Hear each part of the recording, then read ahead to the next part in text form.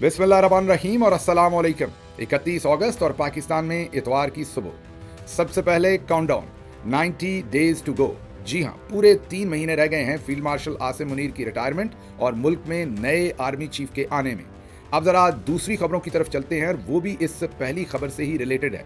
जब मैं आपके सामने यह खबर रखूंगा तो आप हैरान भी होंगे, अफसरदा भी होंगे और पशेमां भी होंगे, क्योंकि महाराजा रंजीत सिंह तो शायद 1838 या 37 में चले गए थे, लेकिन उनके जाने के बाद अब पहली दफा पंजाब का राज जो है वो किसी के नाम लिखा गया है। पंजाब में अब महाराजा रंजीत सिंह के बाद जो रानी बेबे बनाई गई हैं या महारानी बनाई गई हैं, उनका नाम है मरियम नवाज। अब उनको फॉर्म 47 या फॉर्म 47 के बगैर चीफ मिनिस्टर नहीं बल्कि महारानी डिक्लेयर कर दिया गया है। स्टोरी है सरवर शेख साहब की।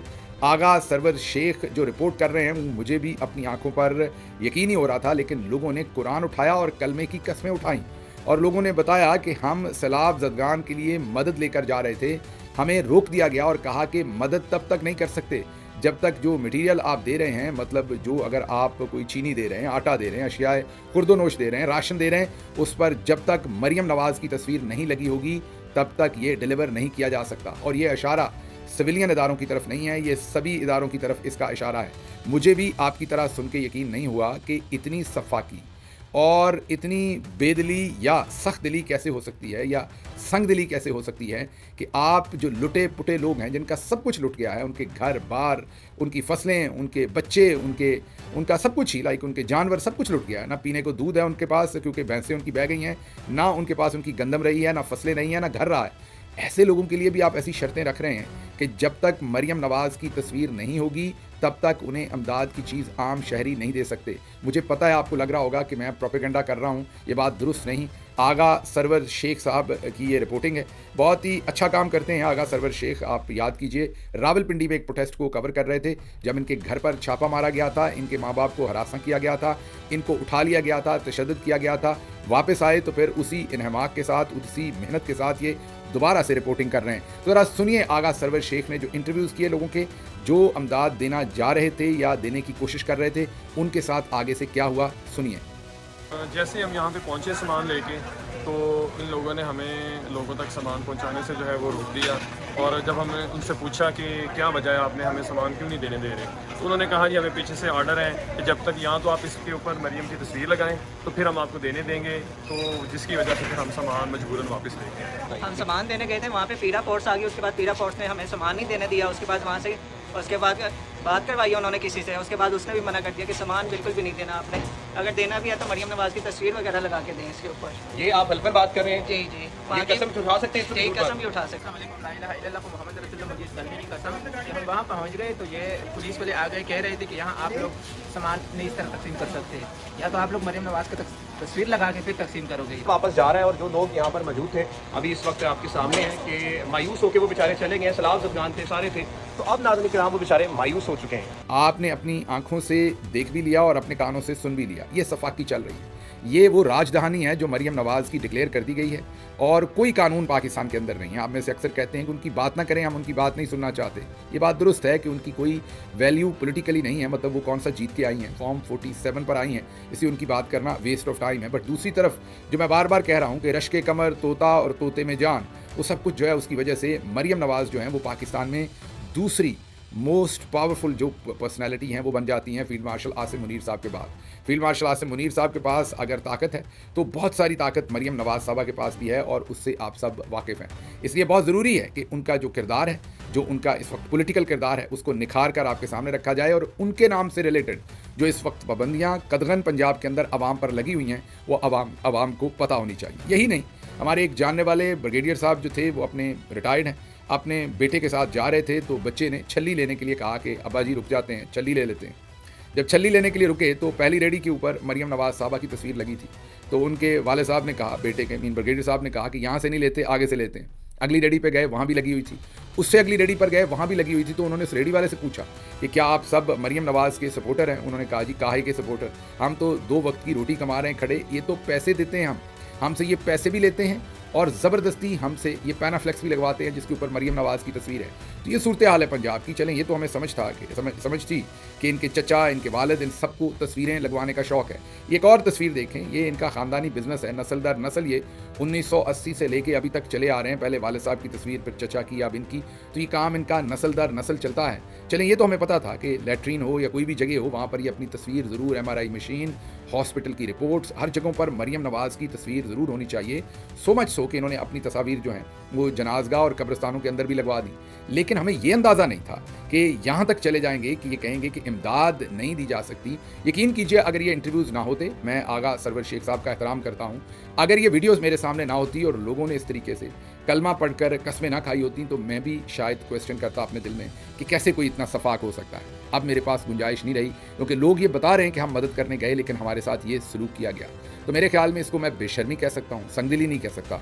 मेरे ख्याल में ये बेशर्मी है, ढिठाई है, और लगता है ऐसे कि इनको अल्लाह का डर भी ख़त्म हो गया है कि इन्होंने शायद मर के अल्लाह के सामने जवाब नहीं देना कि अल्लाह की जो मखलूक है, जो इस वक्त इतनी परेशान है, उनकी मदद के लिए भी आपको मरीम नवाज़ की ऊपर तस्वीर लगानी पड़ेगी। अब ज़रा अगली खबर की तरफ चलें। थोड़ी सी आपको जो सैलाब है उसकी सूरत हाल बता दूं, फिर और कुछ खबरें उनको कवर करना है। दरियाए चनाब पर भारत ने सलाल डैम के तमाम गेट खोल दिए हैं और अखनूर से गुजरता हुआ ये पानी जो है वो हेड मराला से, इस वक्त जब हम आपसे बात कर रहे हैं तो हेड मराला से ये ज़रूर गुजर रहा होगा या गुजरेगा, और 2 दिन में ये ज़ाहिर है फिर पाकिस्तान दाखिल हो जाएगा, हेड मराला से गुजरेगा और फिर जंग चन्योट में इससे बड़ी जो तबाही है वो मचेगी। क्योंकि जैसे हमने आपको बताया कि ये जो तमाम दरियाए चनाब के ऊपर पानी आता है, सबसे ज़्यादा इसका जोर इस वक्त भी झंग और चन्योट पर पड़ रहा है। इस वक्त भी अगर हम आपसे बात करें तो जितने भी ज़िले हैं, ज़ाहिर है नारोवाल में भी बड़ी तबाही हुई है, लाहौर के गिरदो नवाब में भी हुई है, मंडी बौद्दीन में बहुत हुई है, सियालकोट में हुई है, लेकिन इस वक्त तक जो हमें ग्राउंड से लोग बता रहे हैं कि सबसे ज़्यादा तबाही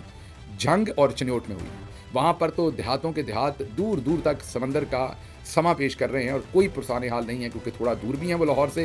कोई पुरसाने हाल नहीं है, ना मीडिया वहाँ पहुँच पा रहा है, ना कोई रिपोर्टिंग हो रही है, ना लोगों की दाद रसी हो रही है। दूर दराज लोग, कोई किसी दरख्त के ऊपर चढ़ा हुआ है तो कोई किसी अभी तक जो छत नहीं गिरी उसके ऊपर पनाह लिए हुए।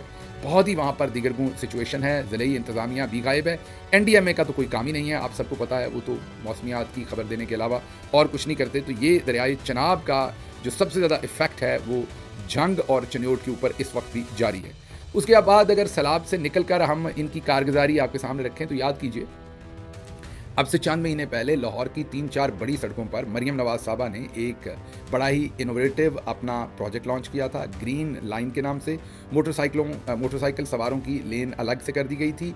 ग्रीन लेन का या लाइन का मुझे अब एग्जैक्टली नहीं पता क्या कहते थे, ये प्रोजेक्ट को लेन ही कहते होंगे, लेकिन उस प्रोजेक्ट में मोटरसाइकिलों के लिए अलग लेन बनाने के लिए इन्होंने बाकायदा पेंट किया था सड़क के ऊपर और बाकायदा डिवाइडर्स लगाए थे।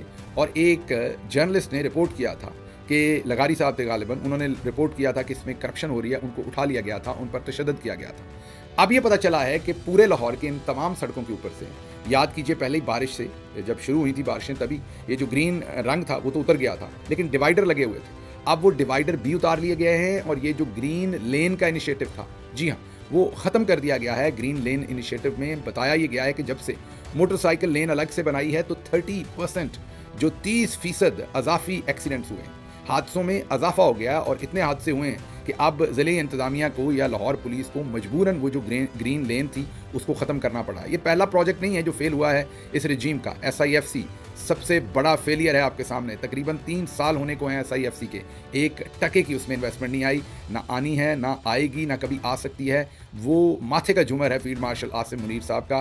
जाहिर है फेलियर भी फिर उन्हीं का झूमर है। सिर्फ वही नहीं, जो ग्रीन इनिशिएटिव था, ग्रीन लेन तो लाहौर में था, ग्रीन इनिशिएटिव जिस पर बाजी मरियम बिल्कुल हरे कचूर, हम पंजाबी में हरे गहरे हरे रंग को हरा कचूर कहते हैं, तो हरे कचूर रंग के कपड़े पहनकर और वहाँ पर फील्ड मार्शल साहब भी आए थे, याद कीजिए, वो इनिशिएटिव भी बिल्कुल ख़राब हो गया। और जिन इलाकों में वो इनिशिएटिव लिया गया वहाँ पर जो फसलें थी वो बिल्कुल उसके बाद तबाह हो गई। उसके बाद भी और बहुत सारे प्रोजेक्ट जो इन्होंने इनिशिएट किए, वो एक एक करके वो प्रोजेक्ट जो है वो नीचे गिरता गया। और आज हम आपके सामने ग्रीन लेन जो प्रोजेक्ट है उसकी भी हमने आपके सामने जो है वो सूरत हाल रखी। दूसरी तरफ एक काम बहुत इफेक्टिवली किया गया है, सुहेल वड़ाइच साहब ने अपना बदला ले लिया है। आपको पता है कि सुहेल वड़ाइच साहब के बारे में हमने आपको खबर दी थी कि उनके साथ पहले पाकिस्तान में मीटिंग की गई थी, DG ISPR साहब का जो शोबा था उसमें, और उसमें कुछ लोग एजेंसीज के भी शामिल थे।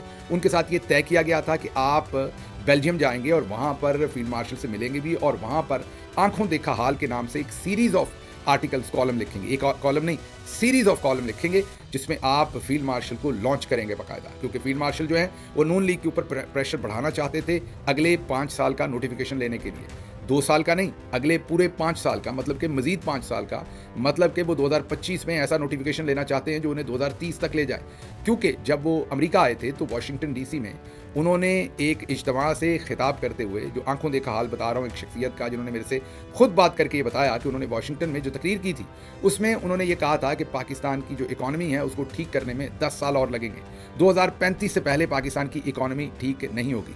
ये जुमला बोलने के बाद उन्होंने एक आध और जुमला बोला और उसके बाद ये कहा कि जब तक पाकिस्तान की इकॉनमी ठीक नहीं होती मैं इधर ही हूँ, मैं कहीं नहीं जा रहा। दूसरे लफ्ज़ों में उन्होंने सबको वहाँ खड़े होकर बताया कि मैं 2035 तक इधर ही हूँ, ये इनके इरादे हैं। और इन्हीं मकासद के लिए सुहेल वड़ाइच को लॉन्च किया गया था, लेकिन बाद में जब उनसे कुछ गलतियाँ हो गई, वो ज़्यादा दूर निकल गए या उन्होंने अपनी सहाफ़ती दानिशमंदी इस्तेमाल ना की और उन्होंने जो शैतान और फरिश्ते वाली बात थी, माफ़ी करने वाला जो खुदाई दावा था वो भी फील्ड मार्शल का उन्होंने शाया कर दिया, जो मसालियत वाला था वो भी उन्होंने शाया कर दिया और भी बहुत सारी ऐसी कंट्रोवर्शियल चीज़ें उन्होंने शाया कर दी, जिसके बाद बहुत ज़्यादा तनकीद हुई और फिर जो DGISPR और फील्ड मार्शल उस तनकीद की ताब ना ला सके और उन्होंने फिर फैसला किया कि सुहेल वड़ाइच को बस के नीचे देना है। बस के नीचे देना एक एक्सप्रेशन है अंग्रेज़ी का कि जब आपने अपनी गलती पर किसी और को मुर्दे इल्ज़ाम ठहरा कर या आपकी थोड़ी गलती हो, किसी और की हो, लेकिन आपने सारी उस पर डाल देनी हो और उसकी बलि चढ़ा देनी हो, तो उन्होंने फैसला किया कि सुहेल वड़ाइच की अब बलि चढ़ाई जाएगी। सुहेल वड़ाइच साहब को इस्तेमाल कर लिया गया, फिलहाल तो वो वुंडेड हैं, ज़ख्मी हैं, बहुत ही बुरा हाल है उनका, लेकिन अब उन्होंने स्ट्राइक बैक किया है और शदीद बदला लिया है उन्होंने फील्ड मार्शल आसिम मुनीर साहब से। एक मैसेज है, ये ज़रा पहले सुनिए और फिर हम आपको बताते हैं कि बदला उन्होंने कैसे लिया है। ये ज़रा सुनिए।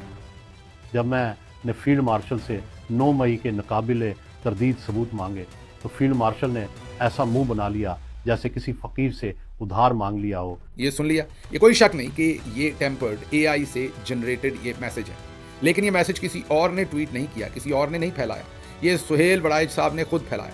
अब मुझे नहीं पता कि ये बनवाया भी उन्होंने है या ये बनाया वाकई किसी और ने है और उन्होंने अपने ट्विटर अकाउंट से इसे ट्वीट किया, लेकिन मुझे खुदा गवाए इससे पहले ना मुझे ना मेरी टीम को नहीं पता था कि ये जो वीडियो है ये कहीं मार्केट में है, ये हमने कहीं देखी भी नहीं थी, हमने इसको देखा ही सुहेल वड़ाइच साहब के अकाउंट से। तो दूसरे लफ्ज़ों में ये ऐसे ही है जैसे आपको कोई कहे कि फ़लाँ ने आपको गाली दी है, किसी ने ना सुनी हो और फिर कोई बड़ी पर्सनैलिटी जो है वो उस गाली को ट्वीट कर दे कि देखें फ़लाँ ने फ़लाँ को गाली दी है, मतलब जिसको नहीं भी पता उसको भी पता चले। तो सुहेल वड़ाइच साहब ने जो 2-3 कॉलम्स के अंदर नहीं कर सके वो उन्होंने फील्ड मार्शल से अब बदला लिया है और एक किस्म की तो तरदीद है, लेकिन जिसको नहीं भी पता था कि ये 9 मई के सारे सबूत फील्ड मार्शल के पास नहीं है उसको भी अब पता चल गया और सुहेल वड़ाइच साहब ने मास्टर स्ट्रोक खेला, मैं यही कहूँगा।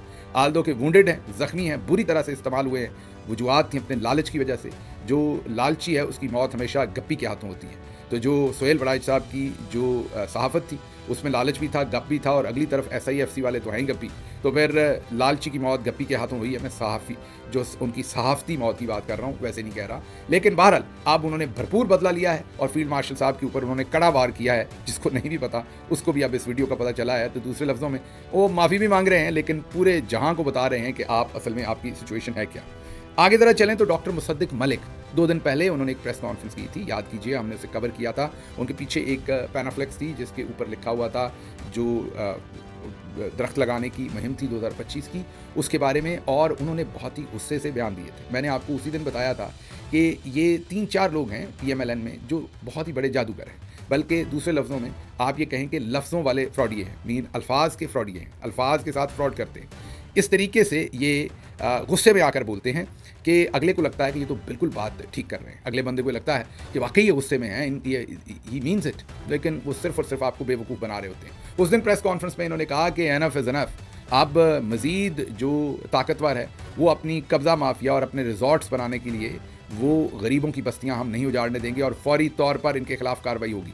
आल्दो कि ये उसी प्रेस कॉन्फ्रेंस के अंदर भी 2 नंबरी कर रहे थे और कह रहे थे कि हाँ जो ताकतवर अल्लाह ने उन्हें ताकत दी, अल्लाह उन्हें मज़ीद ताकत दे, मीन साथ साथ पॉलिश भी मार रहे थे, लेकिन लगता है कि किसी ने इनके कानों के पीछे दी है इस प्रेस कॉन्फ्रेंस के बाद और इनकी दुर्गत बनाई है और इनकी तबीयत दुरुस्त की है। अब इनकी तबीयत बिल्कुल 0-0 है। जब कानों के पीछे देने की बात कर रहा हूँ तो ज़रूरी नहीं होता फिजिकली कानों के नीचे, कई दफ़ा गाली गलोच भी की जाती है, कानों में से धुआं भी निकाला जाता है। मुझे नहीं पता इनके साथ क्या हुआ, लेकिन बिल्कुल अच्छे बच्चे बनकर अब उन्होंने नया बयान दिया है कि मुझे नहीं पता कौन सी बस्ती को बचाने के लिए कौन सी बस्ती कुर्बान की गई है, मैं अपना पिछला बयान वापस लेता हूँ। और उन्होंने कहा मैंने तो जो केपी में कुछ रिजॉर्ट थे उनकी बात की, बाकी मुझे कोई पता नहीं कि किसने कब्जा माफिया कौन है और कहाँ कब्जा किया हुआ और किसके कब्जे की वजह से गरीबों की बस्तियाँ उजड़ी हैं। मतलब बिल्कुल बंदे के पुत्र बन गए हैं, बिल्कुल अपना बयान वापस ले लिया है और रातों रात वो अच्छे बच्चे बन गए। लेकिन मैंने आपको उसी दिन बता दिया था कि ये मुकम्मल इनकी स्टेटमेंट जो है ये 2 नंबरी है और ये हमेशा करते हैं। सिर्फ ये गुस्सा दिखाते हैं, ऐसे आंखें चढ़ा लेंगे और गुस्सा करके बात करेंगे, लगेगा कि जैसे बहुत सीरियस है, अंदर से सिर्फ एक 2 नंबर किस्म के बहरूपिये हैं और ये हमेशा वही कार्रवाई डालने की कोशिश करते हैं। अब जरा आगे चलते हैं। ख्वाजा आसिफ साहब ने भी एक ऐसी ही 2 नंबरी की है। उन्होंने कहा है कि सियालकोट में $300 मिलियन का प्रोजेक्ट बैठ गया है, उसके पाइप बैठ गए हैं, लेकिन जो इसका ठेकेदार है उसके खिलाफ कोई बात नहीं कर सकता क्योंकि वो ठेकेदार बहुत ताकतवर है, वो सियासत में भी है और ख्वाजा आसिफ साहब ने उनका नाम नहीं लिया। लेकिन दूसरे सहाफ़ी जो हैं वो अब ये कह रहे हैं कि उनका नाम ZK भी है और आप नाम लें कि ये सेनेटर अहमद हैं और इनके वालिद साहब का नाम हाजी ताहिर खान है और लोग कह रहे हैं कि आप ख्वाजा साहब नाम लीजिए इनका, इनके पास और भी बहुत सारे प्रोजेक्ट हैं। अब ये ख्वाजा साहब ने दोबारा से हमला आवर हुए हैं। कहा जा रहा है कि ये जो सेनेटर साहब हैं जिनकी ये ZK भी है, ये चौधरी निज़ामुद्दीन साहब के बहुत करीब हैं और शायद ख्वाजा साहब को जो मियाँ साहब ने असाइनमेंट दी हुई है वो अभी तक चल रही है और वो एक और हमला कर रहे हैं इस मामले के ऊपर, या फिर शायद आदत से मजबूर है। अगले चंद दिन में बहरहाल सूरत हाल वाजे हो जाएगी। लेकिन जो अगली स्टेटमेंट उन्होंने दी है वो बहुत ही शर्मनाक है। उन्होंने कहा है कि लोग इस पानी को घर में जमा करें, बड़े डैम बनने में अभी बरसों लग सकते हैं, तो लोग अपने घरों के हमाम जो है या कोई भी बर्तन बड़ा है उसके अंदर इस पानी को जमा कर लें ताकि पानी का ज़ख़ीरा किया जा सके। आपको फिर लगेगा कि कैसे इस तरह की बेहुदा और चीप स्टेटमेंट जो है वो कोई मिनिस्टर भले फॉर्म 47 पे है वो दे सकता है। आपको यकीन नहीं आ रहा होगा, इसलिए मैं आपको उनकी अपनी ज़ुबानी सुनवा देता हूँ, सुनिए। कि अब ये पानी जो है ये कोई स्टोर कर लेना, जो लोग जो है सड़क ब्लॉक करके बैठे हुए थे ले जाए अपने घर, जो है ये सारे का सारा पानी जो है वहाँ पे स्टोर कर दें, कहीं किसी हमाम में डाल दें, किसी टब में डाल दें वहाँ पे। ये पानी जो है ये पानी इसको हमें एक ब्लेसिंग की जो है वो शक्ल देनी चाहिए स्टोर करके। उसके लिए बड़े डैम जो हो सकते हैं 8-10 साल लगे वो भी बनने चाहिए। सुन लिया आपने, वो अपने मुंह से कह रहे हैं कि आप लोग अपने घरों में बर्तनों के अंदर इस पानी को ज़ख़ीरा कर लें, ये बहुत बड़ी नेमत है, डैम बनने में तो अभी टाइम लगना है, तो आप पानी जो है वो यहाँ पर ज़ख़ीरा कर लें। अच्छा, एक तरफ तो ये लोग हैं, आपने इनकी सूरत हाल भी देख ली है, इनकी जो इनके अंदर सफाकियत है वो भी देख ली है, मदद भी नहीं करने दे रहे। दूसरी तरफ ज़रा गौर कीजिए कि किसी की भैंस सैलाबी रेले में बहकर आ गई है, आएँ निशानी बताएँ और हमसे ले जाएँ। ये ज़रा वीडियो देखिए। वसीम अकरम ना है, पिंड लाऊंगे, तहसील खाली है, जिला मंडी बोलते हैं, दुल्लापुर के नाल पिंड है। सलाब आया, तुहानू पता है कि हर बंदे का माल कोई बाहर निकल गया, किसी इधर आ गया, किसी उधर टुर गया, तो साढ़े को 30-31 डंगर ने। देखो अभी नाल वीडियो बना रहे हैं, ये रात दी मंजी साढ़े को ने, मानक है इन्हों में झोटा भी है, जिस किसी भरा दी है अपना शनाख्ती कार्ड भी लै आप भी आ जाए, ਅਸੀਂ ਆਪਣਾ ਨੰਬਰ ਦੇ ਦਿੰਦੇ ਆ, ਨਾਲ ਲੋਕੇ ਦਾ ਬੰਦਾ ਵੀ ਤੇ ਆਪਣੇ ਲੋਕ ਦਾ ਬੰਦਾ ਵੀ ਨਾਲ ਲੈ ਕੇ ਆਉਣਾ। नंबर है 0344 620 5542। देख लिया आपने, ये आम शहरी है, इसके लिए कोई अमीर होना ज़रूरी नहीं होता। आपके सामने ये शख्स कोई बहुत अमीर नहीं है, इसको किसी की जो जानवर हैं वो पानी में से तैरते हुए मिले, वो ऐलान कर रहा है कि जिसके भी हैं वो आकर ले जाए। ईमानदारी जो है वो आपको अल्लाह ने दी हुई होती है, इसके लिए ज़रूरी नहीं है कि आप बहुत ज़्यादा मालदार हों। आम आदमी जो है वो कई दफ़ा मालदार लोगों से ज़्यादा ईमानदार होता है, बल्कि अमूमी तौर पर ज़्यादा ईमानदार होता है, और उसकी एक मिसाल आप देख रहे हैं। दूसरी तरफ हमारे हुक्मरान है, कुछ नहीं छोड़ते। हमने अभी आपको बताया था कि सिंध गवर्नमेंट जो है वो बैठकर प्लान कर रही है कि तनख्वाहें कैसे 3 लाख से 4.5 लाख करनी, और उससे पहले जो जापान के अंदर हुआ है, जो सब्दी माँ वहाँ पर करके आई है, वो आप सबके सामने है, उस पर मैं क्या कहूँ। ये जाने से पहले ये 2 वीडियोज़ मैंने आपको दिखानी है क्विकली। एक तो ये अम्मा जी हैं, वो कहती हैं कि जेड़ा दिल विच वसे दिल उदा ही बोलता है, या दिल उदा ही ना बोलता है।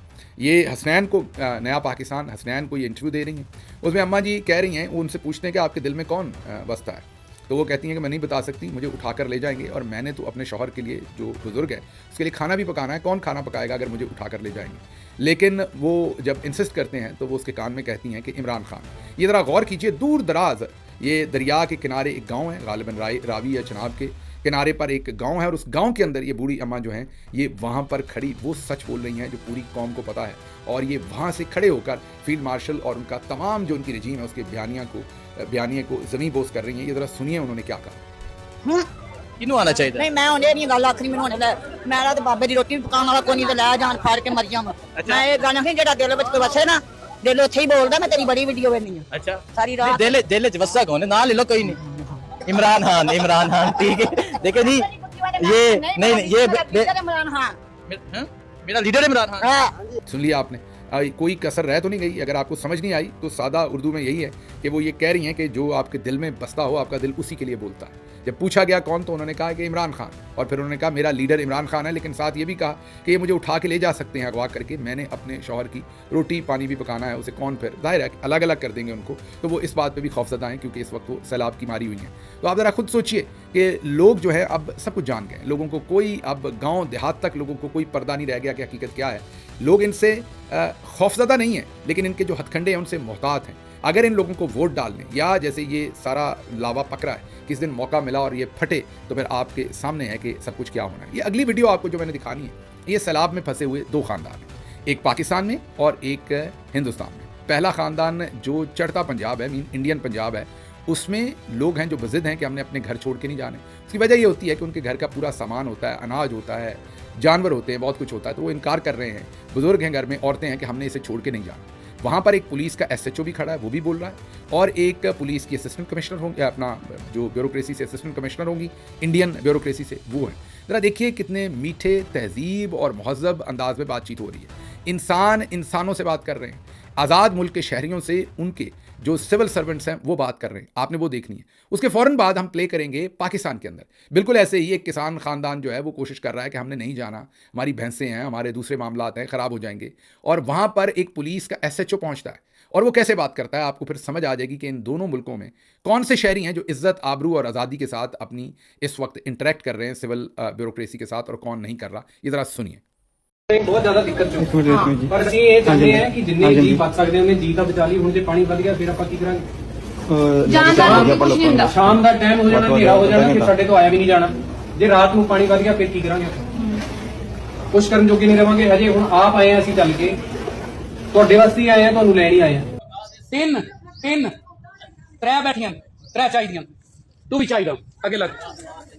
माल भी लाया सारा। चवल आदमी तू, मैंने रेस्क्यू वाला समझो यार। SHO साहब है। SHO बाहर निकल के काट के ले आ।